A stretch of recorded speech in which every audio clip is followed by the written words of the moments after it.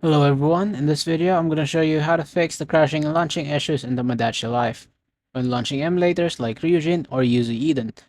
If your game is not launching, crashing, on startup, or freezing, don't worry, I'll walk you through the best working methods to fix it.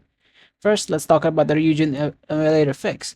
To solve this issue, you need to use the latest canary version of Ryujin instead of the regular one. Open up your browser and search for the official Ryubjinx GitHub page. Once you're here, find the Canary build section, scroll down and choose the correct version based on your system, whether it's Windows, Linux, Steam Deck, or Android. Download the file and save it to your computer. After downloading, open the zip file and extract it to your desktop or any folder you prefer. Once extracted, launch the emulator before running the game. Make sure you have the latest prod keys and firmware installed. This is very important as of now, the latest version are 22.0 for both prod keys and firmware, so make sure you update them once everything is set up.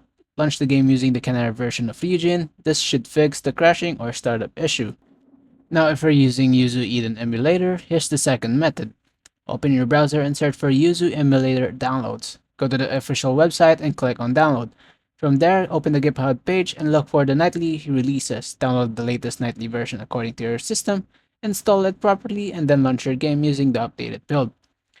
Using the latest nightly version ensures the better compatibility and usually fixes issues like crashes, black screen, and games not launching.